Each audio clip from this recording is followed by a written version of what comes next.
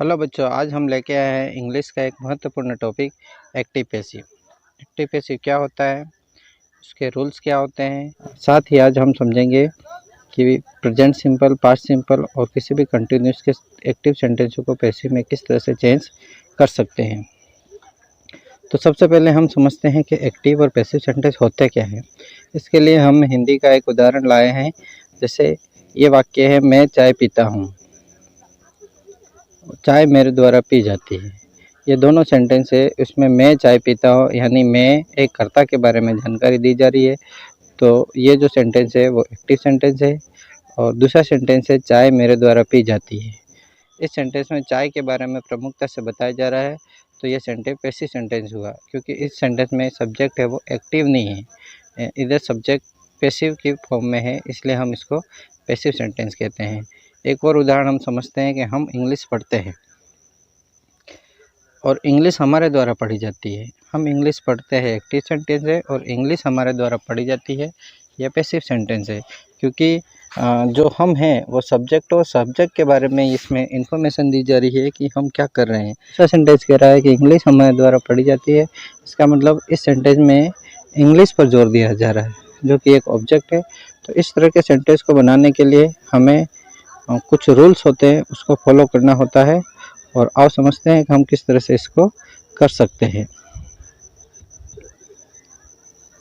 Active से passive बनाने के लिए हमें 5 रूल्स फॉलो करने होते हैं, और कुछ हेल्पिंग वर्ब का ध्यान रखना होता है। वर्ब को देखते हुए हमें हेल्पिंग वर्ब का यूज़ करना होता है। तो सबसे पहले हमें रूल्स ध्यान रखना है। पहला रूल्स कहता है कि ऑब्जेक्ट को सब्जेक्ट बना दो। दूसरा रूल्स कहता है हेल्पिंग वर्ब लगाओ। और तीसरा रूल्स कहता है कि वर्ब की थर्ड फॉर्म लगाओ। किसी भी पैसिव सेंटेंस में वर्ब की थर्ड फॉर्म ही लगती है, यह बात हमें याद रखनी होगी, या ध्यान रखना होगा कि वर्ब की थर्ड फॉर्म का यूज़ किया जाता है। बाय लगाओ यदि ज़रूरी हो, और सब्जेक्ट को ऑब्जेक्ट बनाओ। इसके साथ ही हमें हेल्पिंग वर्ब जो लगानी है, उसमें इस आधार पर लगानी है जिस सेंटेंस को हम पैसिव बना रहे हैं उसमें जो वर्ब यूज़ की है वो कौन सी फॉर्म की है। अगर वर्ब की फर्स्ट फॉर्म यूज हो रही है तो हमें इज एम आर लगाना है, और अगर सेंटेंस में सेकंड फॉर्म यूज हो रही है तो हमें हेल्पिंग वर्ब के रूप में वाज वर्ब लगाना है। और किसी भी कंटिन्यूस सेंटेंस में हेल्पिंग वर्ब के रूप में अगर हम पैसिव बनाते हैं तो बीइंग का प्रयोग होगा। तो आओ हम कुछ उदाहरणों से इसको समझने की कोशिश करते हैं। पहला सेंटेंस है हमारे पास, माय मदर कुक्स फूड। नियमानुसार ऑब्जेक्ट को सब्जेक्ट बना दो। अब हमें सबसे पहले ऑब्जेक्ट का पता करना होगा, और ऑब्जेक्ट का पता करने का सबसे बढ़िया तरीका यह है कि वर्ब के तुरंत बाद ऑब्जेक्ट होता है। हमारे इस सेंटेंस में वर्ब कुक है, और कुक के तुरंत बाद फूड है। अगर हम पैसिव बनाते हैं तो पैसिव को पहले लेना होता है, यानी पैसिव को सब्जेक्ट बनाना होता है। अब हमें हेल्पिंग वर्ब लगानी है टेंस के अनुसार। अब ये जो कुक्स वर्ब है वो प्रेजेंट सिंपल की वर्ब है, क्योंकि इसके पीछे एस और ईएस लगा हुआ है। एस और ईएस इसका मतलब ये होता है कि वह प्रेजेंट सिंपल के सेंटेंस है, और प्रेजेंट सिंपल का सेंटेंस है तो हमें इज एम आर में से एक यूज करना होगा। अब यहाँ फूड है वो सिंगुलर है, इसलिए हमने इस का प्रयोग किया। और तीसरा रूल्स कहता है कि वर्ब की थर्ड फॉर्म लगाओ। तो हमारे पास जो वर्ब है वो कुक है, और कुक की थर्ड फॉर्म होती है कुकड। और बाय लगाना है तो हमने बाय लगा दिया, और माय मदर है वो सब्जेक्ट से ऑब्जेक्ट बनेगा, तो माय मदर ही रहेगा। तो इस तरह से यह सेंटेंस बनता है, food is cooked bye my mother. इसी तरह दूसरा सेंटेंस है कि माय मदर कुक्ड फूड। अब इस सेंटेंस को आप ध्यान रखना है कि ये जो वर्ब है वो कौन से टेंस की है। ये जो वर्ब है वो न तो प्रेजेंट की है, अगर प्रेजेंट की होती तो इज एम आर होता, डू डज होता, ऐसा कुछ भी नहीं है। इसका मतलब ये प्रेजेंट की नहीं है। ये जो टेंस है वो पास्ट का है, क्योंकि यहाँ सेकंड फॉर्म का यूज हुआ है, और सेकंड फॉर्म का यूज होने से हमें पास्ट की हेल्पिंग वर्ब का यूज़ करना होगा, जो वाज और वर है। तो ये जो सेंटेंस बनेगा, माय मदर कुक्ड फूड, सबसे पहले हम पता करेंगे कि इसका ऑब्जेक्ट क्या है। तो वर्ब के तुरंत बाद ऑब्जेक्ट होता है, तो फूड हमारा ऑब्जेक्ट हो गया।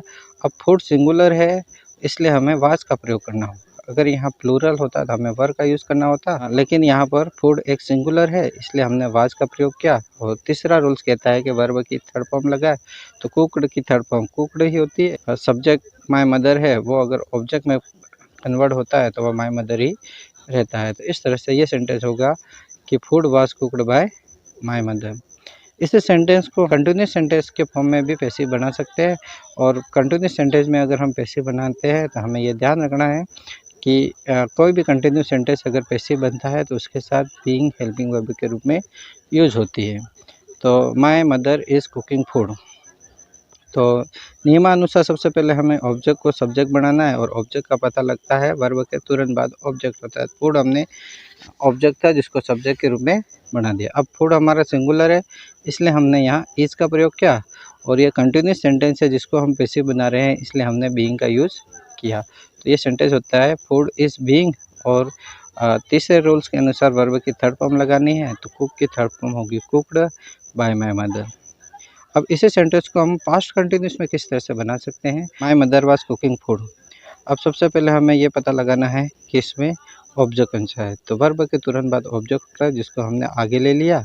और क्योंकि पास्ट कंटिन्यूस का है तो पास्ट टेंस की हमें वर्ब लगानी है वाज या वर।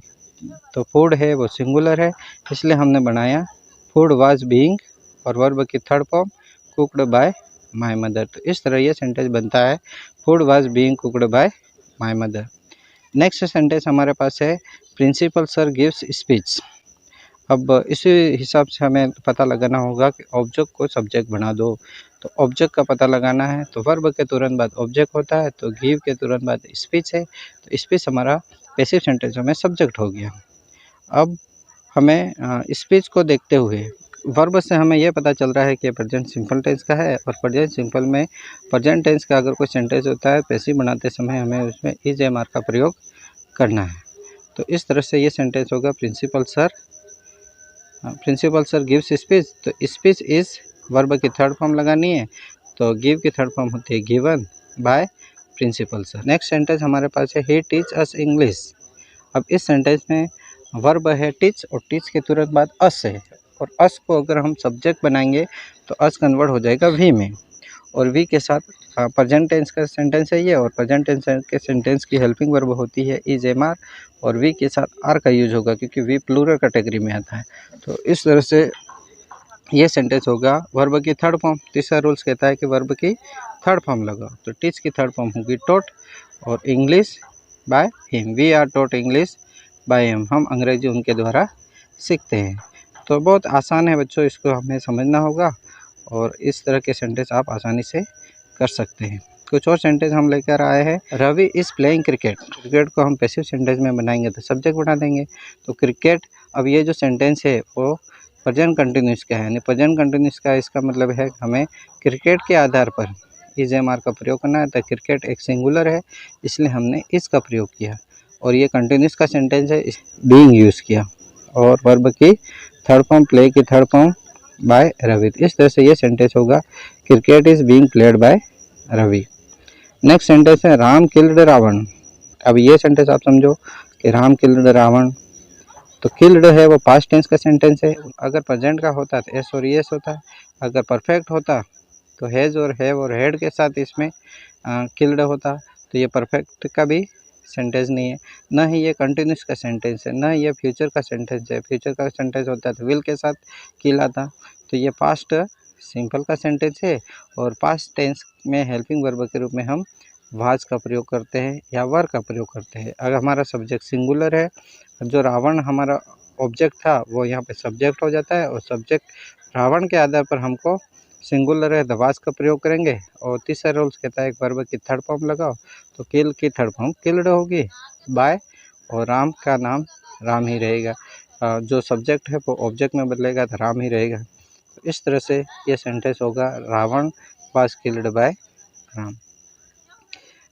एक और सेंटेंस है कि आई एम वॉचिंग टीवी। अब इस सेंटेंस में कंटिन्यूस का सेंटेंस है, प्रेजेंट कंटिन्यूस का सेंटेंस है। सबसे पहले हम इसका ऑब्जेक्ट पता करेंगे। तो वाज के तुरंत बाद टीवी है तो टीवी, और टीवी सिंगुलर है इसलिए हमने इस का प्रयोग किया। आईएनजी है इसलिए बीइंग कैसे बनाते हैं, हमको बीइंग का यूज़ करना होगा। तो टीवी इज़ बीइंग, और वॉच की थर्ड फॉर्म होती है वॉच्ड बाय मी। तो इस तरह से ये सेंटेंस होता है, TV is being watched by me. We are learning English nowadays. तो इस सेंटेंस में हमें सबसे पहले यह पता लगाना है कि इसमें ऑब्जेक्ट क्या होगा। तो हमें सबसे पहले वर्ब का पता लगाना होगा। तो लर्निंग यानी सीखना वर्ब है, और वर्ब के बाद इंग्लिश है। तो अब इसको हमें सब्जेक्ट के रूप में बनाना होगा, क्योंकि पैसिव बनाते हैं तो ऑब्जेक्ट सब्जेक्ट बन जाता है। तो इंग्लिश सिंगुलर है, इसलिए हमने इज़ लगाया, और बीइंग लगाना पड़ेगा क्योंकि कंटिन्यूस के सेंटेंस में हम पैसिव बनाते हैं तो बीइंग का यूज़ करना होता है। तो इस तरह से इंग्लिश इज़ बीइंग, और लर्न की थर्ड फॉर्म होने है लर्न बाय अस नाउडेज। हम अंग्रेजी सीख रहे हैं आजकल, अंग्रेजी सीख रहे हैं, और ये सेंटेंस बनेगा अंग्रेजी हमारे द्वारा आजकल सीखी जाती है। अब एक सेंटेंस है कि वह पत्र लिखता है। वह पत्र लिखता है एक्टिव सेंटेंस है, और एक्टिव को पैसिव बनाने के लिए हमें इस तरह से लिखना होगा कि पत्र उसके द्वारा लिखा जाता है। तो ये सेंटेंस होगा राइट, और राइट के तुरंत बाद ए लेटर है, और a letter is written by him. इसी तरह ही रोट ए लेटर। इस सेंटेंस में हम पता करेंगे कि कौन से टेंस का वाक्य है। तो रोट है वो सेकंड फॉर्म और सेकंड फॉर्म की हेल्पिंग वर्ब होती है वाज और वर। अगर हम पैसिव बनाएंगे तो सबसे पहले तो लेटर को सब्जेक्ट बनाएंगे और वाज रिटन बाय हिम। तो बड़े आसानी से आप इस सेंटेंस को सीख सकते हो। एक्टिव पैसिव को बस आपको ये 5 रूल्स ध्यान रखने होंगे, जिससे आपकी सब चीज़ें आसान हो जाएगी। तो बने रहे हमारे साथ इसी तरह के वीडियो देखने के लिए। धन्यवाद।